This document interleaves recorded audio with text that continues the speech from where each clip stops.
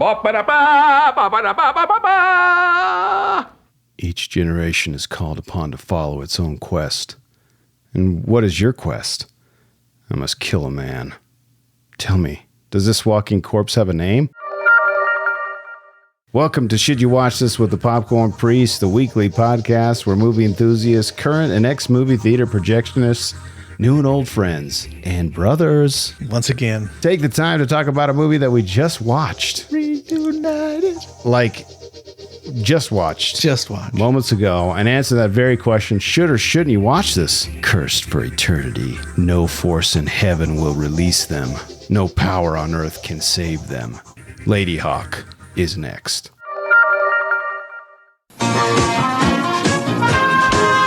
Within these woods lurks a mystery. Within this city waits revenge. Within this heart lies adventure. Whether he wants it or not. I do not believe what I believe, Lord. These are magical, unexplainable matters, and I beg you not to make me a part of them. Matthew Broderick in Ladyhawke, rated PG-13. Starts Friday, March 15th. Check newspapers for theaters. It's interesting that Rutger Hauer is not top billed in that trailer. It's Matthew Broderick in Ladyhawke. Right? I think what the listeners missed out on when that music started was the synchronized head bobbing. Yeah. Yes. We'll talk about the score. It's very, very cool and very divisive. Divisive? No, what's it when causes division? Yeah, divisive. That's the right word. Where like people are on very far sides. It's polarizing. Polarizing. That's a good word. Okay. I like to say words that might not be real words or real phrases, but they sound right to me when I'm saying them. Yeah, and that's all that matters. I failed to introduce. Joining me today is a special guest and brother of the Popcorn Priest, Berto the Less Harry Compton. Welcome back, brochacho. It seems like whenever we do this, we select movies from our childhood. Yeah, because it makes us happy and we don't get together enough. This is true. We have reviewed 2 Indiana Jones movies thus far, so we thought we would dig deep and see what else we could talk about. So if you haven't listened to those, head over and listen to the Indiana Jones pods or re-listen, which you should because they're great. Won't be disappointed. And I know what you're saying. Popcorn, why have you skipped Temple of Doom again? Hey, listen, number 1, it's my show. You don't tell me what to do. And number 2, we will, but just not yet. We will. We wanted some Ladyhawke. Yeah. It was one of a list of many great ones that we are going to have to do in time. I mean, listeners, I texted my brother and I was like, hey, we should do another pod. It's time. And I was thinking potentially we'd do Temple of Doom. And this is the text I got from him. This is a list of movies. It says Labyrinth, Dark Crystal, Weird Science, Short Circuit, Ladyhawke, Spaceballs, Real Genius. I mean, Dead Poet Society, Time Bandits, War Games, and then there's an ellipsis with a ... meaning there were more that you had. There were more. I was just naming. I couldn't believe. Did you just name them off the rip? They were just in my head. Awesome 80s. I don't know why, like you said, I don't know what drew me to only 80s because there are lots of great things we could watch, but I guess for some reason I want to revisit the good times. It's really, what's interesting that you bring that up is this is a humble brag. I say it a lot, but I have a nice theater, and watching movies like this is kind of a cool way to see it in the biggest screen that I could see it in right now because I can't go to the theater and watch a Ladyhawke. Right. So it's kind of cool to be able to do that. And, I've got a 133-inch screen and it feels like I'm at the movies, but I'm in the 80s, but I'm not in the 80s. And my brother's here and I don't know, it's really cool. It's a cool experience. Yeah. And sometimes you get to have your kids enjoy some of these movies that we thought were so cool. I mean, yeah, having the kids, my wife and kids watched the film with us, and I know my wife's not listening to this, so my son, he just cannot stop talking. And he's like narrating the things that he's seeing. He's got questions and doesn't want to wait for the answers to be revealed. Watch the movie, okay? I think, well, and the other thing that I noticed too, and we haven't even started the podcast yet, but I noticed that he's kind of, I've been exposing him to old movies, but also he's watched a lot of new movies, like Marvel movies and stuff like that. And I think he's grown accustomed to have this like a barrage of action and minuscule exposition to get to the next scene. Right. You know, the pace has accelerated. We were talking about this before we started recording. Is the pace of music, the pace of stories. They don't build. They're like microwaves. You just turn it on. It's until the end. Yeah, I like the fact that, I don't know, we'll get into this probably next week too, but there's certain things that have such a bigger payoff, like the climax of this movie, for example. Climax. Because you have this build and build and build of really cool scenes, and not everything is just revealed immediately to you. You're like, what is going on with this hawk? Why is there a wolf running around? Right. And they don't really talk about it until probably 60, halfway through the movie. We don't really understand, or they haven't told us what's going on really. We're just kind of getting it along the way. And I think that's really cool. Yeah. It might be that I bring a lot of sugar to hop your kids up too. Yeah. My son was literally dancing in the forefront of, like right. During the film, not just at the credits, but he's dancing like a madman. Yeah, he had some sugar, bless his heart. Let's get into the description. Bust it out. The thief Gaston escapes the dungeon of medieval Aquila through the latrine. Soldiers are about to kill him when Navarre saves him. Navarre, traveling with his spirited hawk, plans to kill the Bishop of Aquila with help from Gaston. Mm-hmm. I think that description sucks balls. And I also don't. Where did you get it? I just pull them from IMDb. Okay. Because I think it's hilarious. Sometimes they're like terrible. Most times they're terrible. And that's why I include them. And sometimes they're very spoilery. Even from newer films, they're bad, or just old films? Most films. They Most have films, it. okay. Yeah, because they have to have a really small, succinct description, and it's like, it's either super vague and has nothing to do with the film, or it's super like this. It just goes through each step of the, like each act of the film, and it like kind of gives it away. But it's also wrong. He doesn't escape through the latrine. No. It was the sewers. I mean, the sewers. He got into the sewers. They're not peeing in that hole in their cell. That's right. They're probably just peeing on themselves. And why would the sewers vent into the church? I know. There are people like, how is it getting into the church from the sewer? Maybe it's the storm water. Okay, yeah. There might be a storm drain, or like a drain for when they're mopping or something. Maybe that's why. Well, we'll continue on. Directed by Richard Donner, the venerable Richard Donner, who's directed some obscure films you might have heard of. Superman 1 and 2. The Goonies. What? One of my most favorite films of all time. I did not make that connection. And I think I might review The Goonies for my 200th episode. I think I've just decided that. I think you have to. I'm sitting here looking at Goonies gear. I know. I have some cool game, like a board game. It's almost like a Dungeons and Dragons for Goonies. And I just need to find some humans to play it with me. Yeah. Because I'm really excited about it. That's tight. So The Goonies, Lethal Weapon 1, 2, 3, and 4. Getting too old for this stuff. And Maverick. I think an underrated film it's got Jodie Foster and Mel Gibson. Mel Gibson as the card shark guy. That's right. It's really good. It's a good one. Richard Donner, I love you. And R.I.P. Top billed stars: Matthew Broderick, Rutger. We're settling on Rutger. Settle. Rutger Hauer. Michelle Pfeiffer, runtime of 2 hours and one. Oh, and also, not to be missed, a very dirty, grungy Alfred Molina. Oh my gosh. You could hardly tell it was him. His hairline was 1 inch above his eyebrow. Yeah, well, he has exactly one giant eyebrow, and he's very disheveled and very dirty, and he already has kind of bad teeth, but they made him way worse in this. So It was just perfect.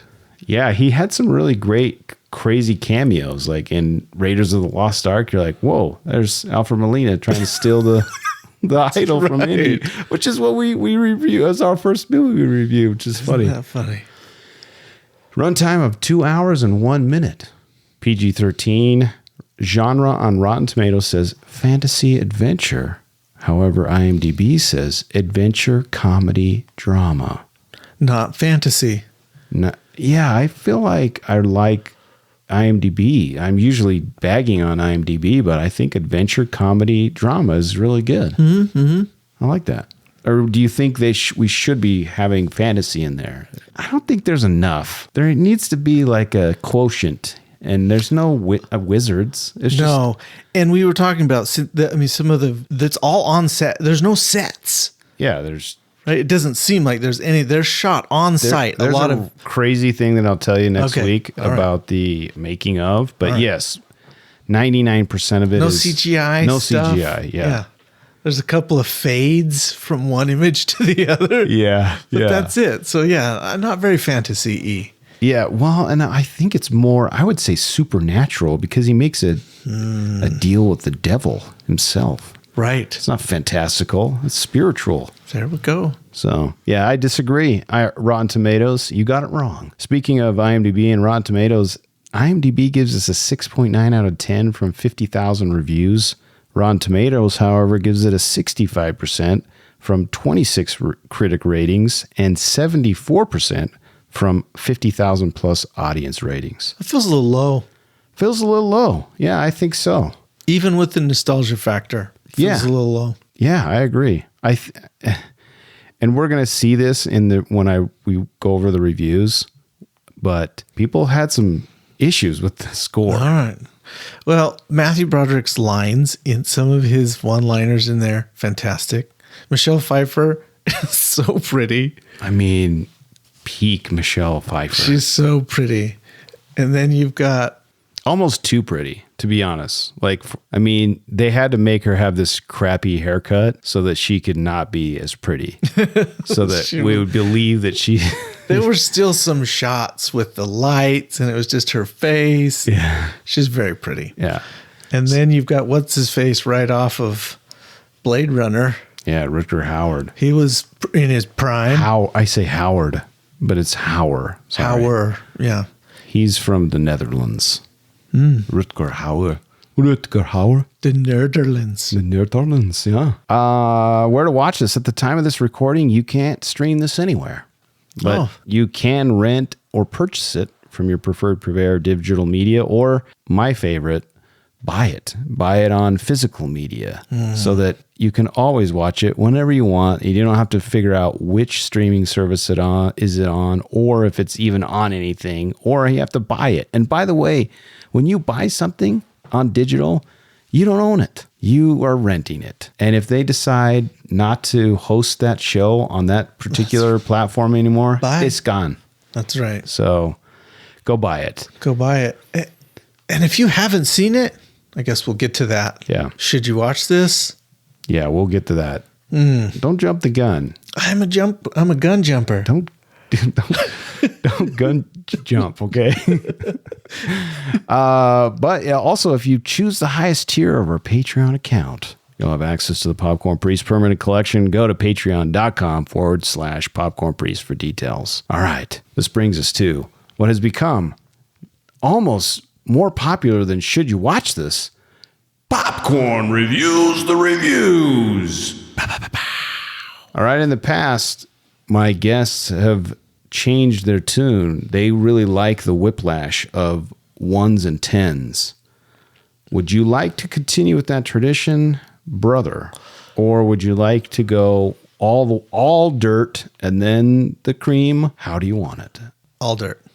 Okay, you want all ones. Yep. We're going back. Okay. We're going to have to go through the mud here, okay? And obviously There was plenty of mud in the film, so let's do it. Okay. Let's hit the mud. Obviously you can tell we as blood brothers, literally Brothers from the same mother. Exactly, like this. So this is going to be hard for us. Bear with us. Bad music ruined an otherwise great movie, says Illogic. This would have been a good movie if it wasn't for the bad music. It kind of kills the mood of the movie to hear a disco fever song in the middle of a medieval movie that's trying to be serious. Matthew Broderick did a good job with his character, though. 1 out of 10 stars. When did they watch this? At original release? Because that changes things. Or did they come back and watch it 10 years later? That's a good question. And I have the answer, I think. Because I could see why someone not watching it in its original release would maybe say, why is there that kind of music in here? That's a really great point. I mean, we share DNA, so that makes sense to me. He reviewed this in 2003. So come on, man. You got to understand, like when you watch Legend, for example, it's got some weird synth going on. Yeah, Tangerine Dream, man. Like, come on, dude. This came out in 1985? 1985. 1985. Ladyhawke. Okay. So, and he reviewed it in 2003? Correct. Yeah, it's because he doesn't know. Yeah, just think about it for a second. Illogic. That's illogical, what you just said. All right, second 1 out of 10. Don't cry, because I ain't changing my mind, says Art Vandelay and Porter Exporter. A little Seinfeld reference. Art Vandelay. Art says, this movie is terrible, even without a soundtrack. Broderick's come and go accent, which, by the way, that's not true. He didn't really have an accent, so it's not come and go. And Wamba, I don't know what that means. Wamba level, the slave idiot in Ivanhoe. Idiot. Doesn't know how to spell? Spell check is on. There's red lines underneath it. Idiot in Ivanhoe acting. Come and go accent and Wamba level acting. Wamba level. Wamba level. The California bad guys. I don't know what that means. Rutger Hauer wearing a tunic to presumably hide what must have been hideous weight gain since Blade Runner. Whoa, that's a hot take, dude. He did not. And by the way, we'll get into some hideous weight gain. Hideous weight gain because he has almost no athletic ability here. The routine cinematography on location is Vancouver's Stanley Park, maybe. So it was already a 1-star movie at best. When you tack on the soundtrack work of Pink Floyd's unofficial fifth member, Alan Parsons, who engineered most of the interesting sounds in Dark Side of the Moon, you have a bona fide dog of a movie. Unless this is a comedy, in which case it's an unfunny 1-star comedy, nearly as terrible in its awfulness as Crooked Tooth, Pimply-faced Tom Cruise Legend, which we just brought up. Yeah, he hates Legend. Again, another synth soundtrack. But seriously, I wanted someone to swing a broadsword and slice Broderick's head off by the 15-minute mark. 1 out of 10 stars. Wow. Well, much hatred coming from Art Vandelay. I guess some people are just negative. That's a hot take. And he thinks he's fat. Yeah, He didn't think he was fat at all. No. All right, last 1 out of 10. And this is, you asked for this, bro. I know. Beware. It's boring and stupid, says Butt Ravi. Butt Ravi. Butt Ravi. Butt ravioli? Butt ravioli. Shocked to see such high ratings and appreciation for this dumb squib of a movie. Looks like there was no director at all and somehow squeezed in various scenes by desperate editing. Acting is terrible and empty. Main part of the story is shown by a lost actor mumbling for many minutes. No chemistry between actors and no feelings for either the good or bad guys. It's from 1985, but even for that time period, this sham of a movie is dated. Pacing is super uneven. On the good side, sets and scenery look good, but totally wasted as camera keeps focusing on extreme close-ups of bad and bland acting. Overall, a waste of time. If you haven't seen this movie yet, then I can challenge you to watch it and told you won't have to be used. Watch at your own peril. 1 out of 10 stars. Oh, well, there you go. Man, these guys hated it. By the way, there's only 5 1 out of 10 ratings of the 50,000 reviews. Okay. 5. And I picked 3 of those. Well, those you are know, the worst. when you shop for something online, don't you look at the 1-star reviews too, just to see? Yeah. You know, sometimes it's valid. You know, there's always got to be someone. If there's never a bad review, then you know maybe someone scrubbed them. So I'll tolerate a few. I'll tolerate a few. There's always a weirdo out there. It's very fun to read. Yeah. We get some jokes out of this, but Ravioli is the best one right there. But Ravioli, man, he's got some hot takes. Yep. All right, let's cleanse our palate and enjoy 3 10 out of 10s. 10 out of 10. Pop it off. One of my all-time favorite movies in all caps. Okay. Says Barb 20. Barb 20. What a great story. This has been one of my favorite movies since it first came out. I saw it with my best friend, who had a crush on Matthew Broderick. Anyway, it's very stirring, timeless, except for the music. Story of love, heartache, hope, and redemption. Wonderful. 10 out of 10 stars. I tried to read it as a Barb. Yeah. It was okay. Did Mom write that? Maybe, possibly. Mom loves this movie. Mom loves this movie. By the way, my mom loves this. Our mom loves this movie, and my mother-in-law. Oh, good. Bless her heart. Yeah. And rest her soul. rest her soul. She had the soundtrack on her funeral video. Yeah. She loved it so much, and I remember going to the funeral, and I was like, "This is the coolest time to watch these memories played over by this soundtrack of Ladyhawke." Yep. So great. All right, number 2. Number 2. An 80s masterpiece, says Andreas 26060. Unlike many 80s movies, this still stands up as well today as it did in 85. Bearing in mind the low budget, this is an example of fantastic movie making, and Hollywood would do well to take note. People have criticized the soundtrack, but you have to remember it fits with the era of the film, which we just said. 100%. Thank you, Andreas. And in all honesty, provokes a great sense of nostalgia to those who lived through the 80s. I agree. I think this just proves that the movie itself is great, and people want a modern score. My opinion is that classics should be left alone. 10 out of 10 stars. I agree with everything that Andreas, who may be a lady or a man, I don't know. Yep. Or they, Doesn't matter. whatever they, person, human, said, I agree with you, Andreas. Yep. You are my friend. Last but not least, cool movie, says Dick. Cool movie. Says Dick. Dick. I kind of want to say it again. Dick.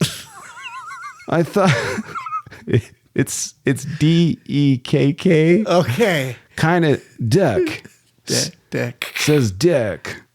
I thought that this movie was really great. The actors were wonderful, especially Matthew Broderick as Philippe the Mouse.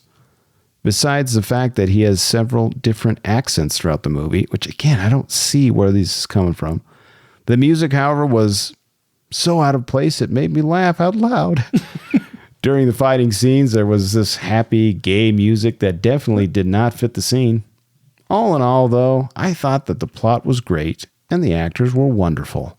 If you want a good fantasy movie that's this one is for you. 10 out of 10. 10 out of 10. Also, I just want to point out there's some scandalous news for Rotten Tomatoes out there. I don't know if you heard this, but it's come to light that over the last 5 years, there is evidence to prove that they are buying reviews. Not Rotten Tomatoes, but the studios are paying reviewers to get positive reviews so that their Rotten Tomatoes score goes high. I want to let you guys know my reviews are still pristine, untainted, and pure. You said tainted? Untainted. Untainted, not of the taint. They're untainted. No one has paid me under the table for this review of Ladyhawke. That's right. All right. It was selected by our own free will and choice. Yeah. Yes. All right. Let's get into should or shouldn't you watch this? I've got 5 reasons, and then you add on if there's something I missed. Okay. Bert, brother. Sir Berticus Maximus. Number 1, if you lived in the 80s, you should watch/rewatch this. Agreed. Okay. 100%. It was fun. If you like the 80s movies, then this is for you also. You don't have to have lived in the 80s, No. but if you're a fan of 80s music or music and movies, actually, that's a Freudian slip, but I'll allow it. You'll appreciate this. Number 2. Number 3, if you like medieval adventures, then this is for you. Number 4, if you don't need to have something crazy in your face every 10 seconds, then this is also for you. Yeah. If you like a slower burn, there's still action, but it's not every 5 seconds. We had time to fill up our popcorn bowls. Correct. We did have to pause it a few times because I have 10-year-old twins and they have to go get water bottles and go to the bathroom and open snacks, and I could go on and on. I was the one that opened the loud snacks. I'm sorry. Snacks are needed. Yeah. So that was number 4. That was number 4. And last but not least, if you want to see a very cool and satisfying villain death, this is for you. And that's just a skosh spoilery. But I don't care. This is 1985. It's very satisfying. And I'm not going to say which villain because there's multiple villains, but very satisfying death. I think, Any other reasons? Yeah, Michelle Pfeiffer. Michelle Pfeiffer is also a very good reason to watch Yeah. Ladyhawke. She's in her prime. Very lovely. Not that she isn't lovely now, because she still is. But and I think Matthew Broderick, very young. This is pre-Ferris Bueller. I had to look it up. You can see where Ferris Bueller started to come from. He's pretty snarky in this. Yep. It's good. That was kind of his role. He's fresh off like War Games, which was another one on my list, by the way. I know. I read it. I heard it. And so I think, if you liked the 80s Matthew Broderick, or if you don't know the 80s Matthew Broderick, you need to go and watch this. Very young Matthew Broderick, very early 20s, looks younger than that. I think those are 2 great reasons to watch this one. I agree. And a little personal note to Matthew Broderick. I think I like him so much because when I was a child, he looked a lot like you, and I looked up to you as my big brother, and I was just like, oh, there's my favorite actor that looks like my brother. It's Matthew Broderick. So anyway. You said that, and I was watching the film going, man, I wish I had his hair. But well, yeah, you had hair when I was a child. I had yes. So, yeah. Anyway. That makes me feel Any other more reason handsome than I am. Except for that means you kind of look like him, because there are times when if we both have a beard or a mustache, we look very similar. Yeah, but I have more of a round face. Your face is more elongated, like Matthew Broderick's. You're muscly or bigger build. I'm a little more slender. I commented on this for a reason. The less Harry Compton, I'm much more hairier, and I still think about this almost weekly. That you commented one time that I was less evolved than you. You were. I was more evolved. You are more evolved, and when you said that, I thought, oh, that's a nice compliment, and then I had to think about it because I'm small brained, and I was like, oh wait, he's saying that I'm a Neanderthal. Well, you can go beard on and it's there. Here's a little story about how similar we can look. We were at a family function, at a pool activity. My wife, everyone, all the family were there. And my wife still likes to tell the story because she was so mad. She thought I walked up to your wife and gave her a kiss. From behind, you were walking up, giving your wife a kiss by the pool or whatever, and she's like, "Whoa, why is Bert kissing Jenny like that? I didn't realize that they were that close." And that was, and then you turned around and was like, "Oh, that isn't Bert, that's Chris." And so, when we're both heavily shorn on our faces, we do look a lot alike. So. Yep. Anyway, any reasons that we missed? I think we got them all. I think those are prime. All right, let's move into by the numbers. Blank. For God's sake, just give me the damn number. All right, by the numbers. Can you guess the budget? I was surprised at this number. That it was low. I'm not for what it was. I'm not going to tell you because I want you to guess. And I know it doesn't matter, but just give me a guess, and then we'll tell you the real I'm terrible at this. It's going to make me look so naive because I don't really know what movies cost. Because I don't. That's why I like asking pay you. attention. I'll say something that'll be so wrong. It's fine. Let's go with 18 million. Dude, it's 20 million. Okay. So for me, I know a little bit more about movies. So because I look this stuff up all the time now. Yeah.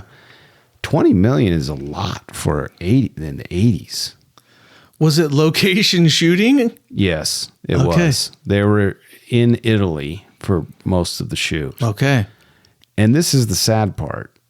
The box office haul, domestic and international, I think they're both combined. It only made $18.4 million. Broke even. Yeah, I mean, adjusted for inflation, that's $47.5 million.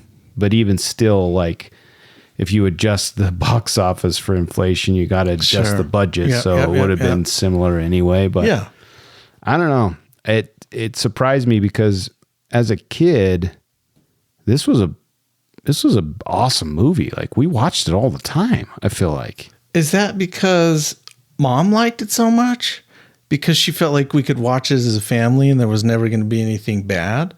Yeah, I mean, you get to see the top cusp of Michelle Pfeiffer's chesticles. Oh, that's right. There was a little cleavage. And there, like I said, there's some good villain kills that I remember it being very visceral when I was a kid. I was like, oh my gosh, that guy is for sure dead. 1985, right? Yeah, I'm 6 years old.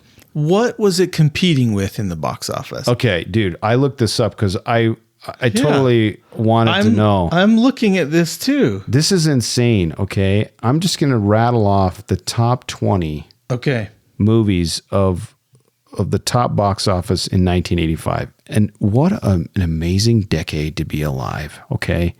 Especially this year. Back to the Future, number 1. Beverly Hills Cop, number 2. Rambo First Blood Part 2, number 3, which I watched on HBO. I shouldn't have, but I watched that sucker so many times, and it was the best of all time. Rocky 4, Cocoon. I didn't really watch that. It felt like for old people. Witness, which is great. The Goonies. Same director. Same year. Yeah. Yeah, there was some delays with Ladyhawke, and so that's probably why they came out the same year. Police Academy 2. I love the Police Academy movies, dude. Fletch, A View to a Kill, National Lampoon's European Vacation, Mask, The Breakfast Club. Oh my gosh. Pee-wee's Big Adventure, Weird Science. Brewster's Millions, E.T. Oh, well, it was a re-release, so I guess that doesn't really count. Mad Max Beyond Thunderdome, Mad Max, Spies Like Us, and I give an honorable mention to Commando on as 21 on the list. And listen to this, dude. It says here Teen Wolf. Yeah, listen. Okay. Listen. Ladyhawke was number 47 Okay. on box office. Okay. Okay. It just was beat out by the Care Bears movie. But here are some other movies I just selected from the list of all movies that came out in 85. Jewel of the Nile. You just mentioned Teen Wolf. St. Elmo's Fire. Weird Science. Santa Claus the movie. I swear I watched that 1,000,000 times. I thought reindeer were real when I watched that movie.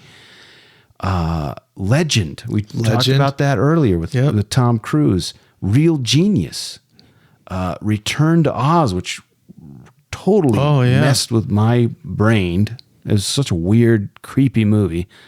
Silver Bullet, Red Sonja, Summer Rental with John Candy. That movie is so awesome. Gotcha.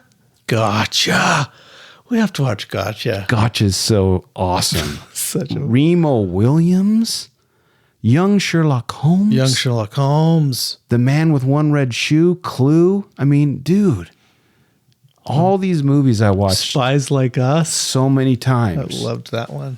So what a crazy, crazy year. I'm just speechless. Okay. So there were a lot to compete against. A lot to compete against for sure. I mean, Back to the Future was a juggernaut.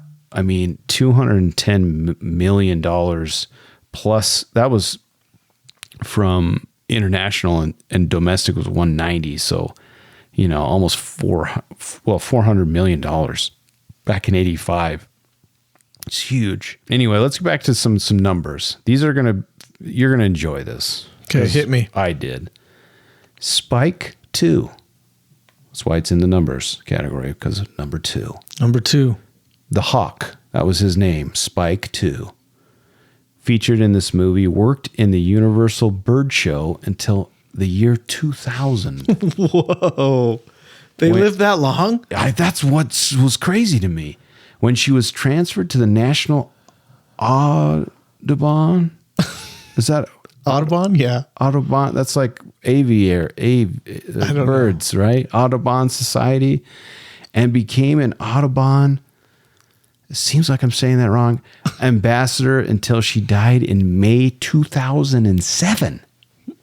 Like, do hawks live for like 50 years? Like, what is I should look that up right now. What is the life expectancy of a hawk? How long does a hawk live? 25 years in the wild. A red-tailed hawk, according to the Googles on the Wikipedia. I mean, 85 to 2007, she wasn't a child, a baby hawk when she was in the movie.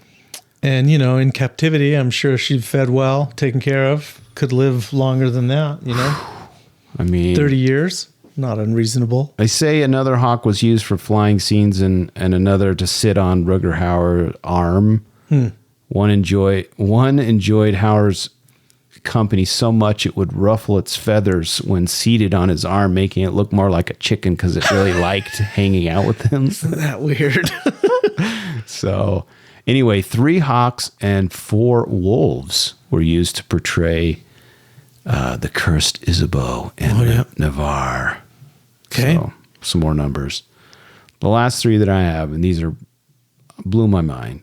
Upon hearing the news that he had won the role of Navarre, Hauer told Donner, the director, make sure you have a parking space for my 55-foot trailer.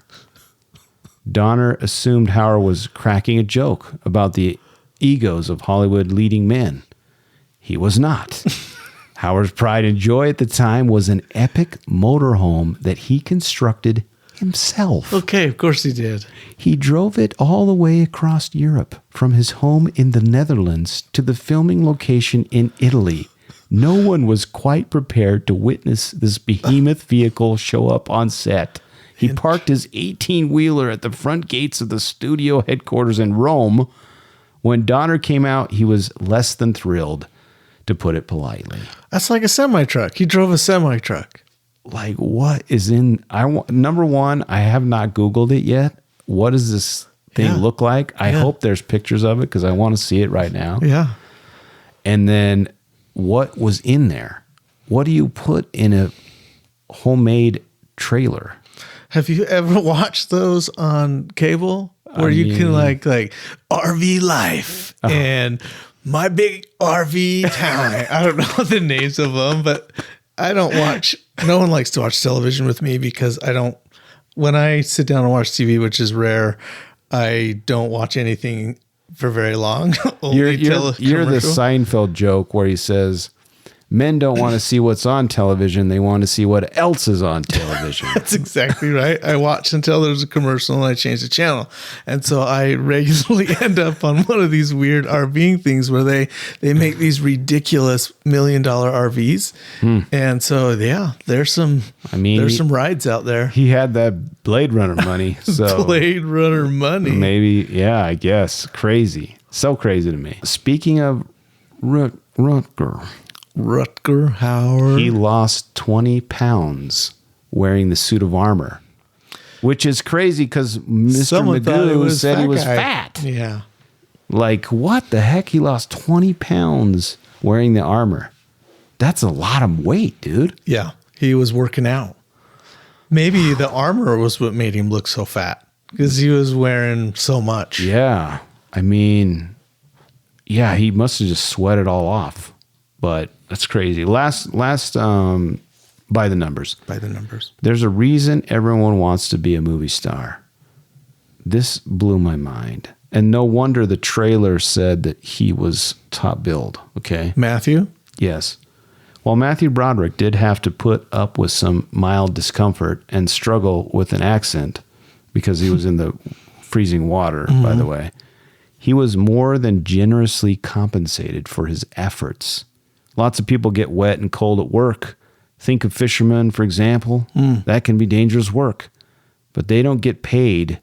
What do you think Matthew Broderick got paid? How many millions? So there's... Back in the day? The budget was $20 million. Okay. Yeah. So what do you think he got paid? Did he get $4 million? No, $750,000. Huh. So that's like a 20th of the whole film's budget. That's a lot.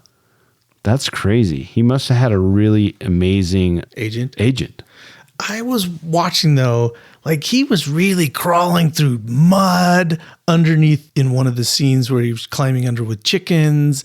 He got into it. He was in the dirt regularly. He was super wet multiple times.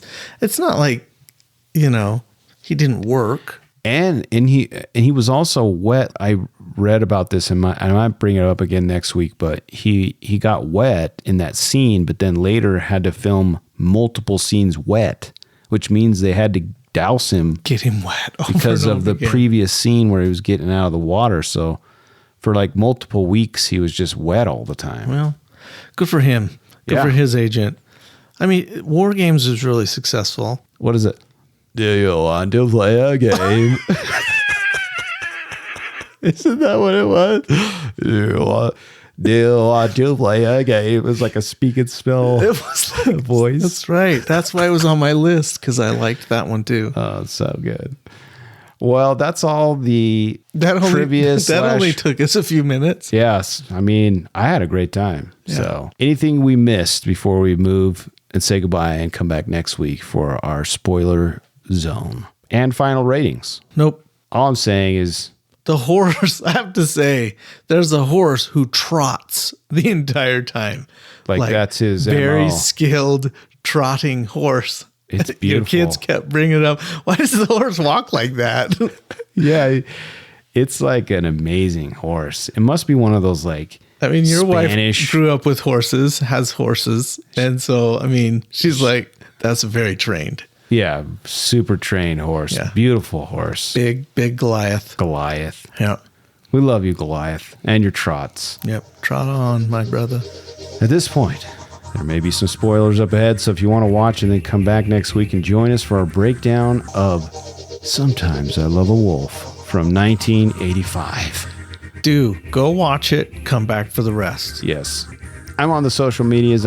By the way, I have some great trivia. I already gave you some gems, by the way, but there's more to come. I dare you to message the great Popcorn Priest at Popcorn Priest. I love movies and would love it if you'd share the love. Share this with the movie lover in your life. Another way to support the show is by throwing a few shekels at the priest by visiting patreon.com/Popcorn Priest. And by the way, I need to bring this to your attention, listeners. Shekels mean money. You need to give me money. Send money to me. That's what that means. That's how we can keep doing this. I'm not sure if you understand that, but send me your money. And then see what extra perks you can enjoy. Lastly, the easiest way to support the show and the most free is like and subscribe. Pound that subscribe button. Pound it. And give us a 5-star review. Easier than getting an arrow to the chest from a crossbow. As always, thanks for listening. And a very special brotherly thanks to my guest, Bert Compton. Good times. For putting up with me and my weird hobbies. I appreciate you, dude. Join us next week for part 2 of Ladyhawke. Join the brothers. 1985. We'll see you next week.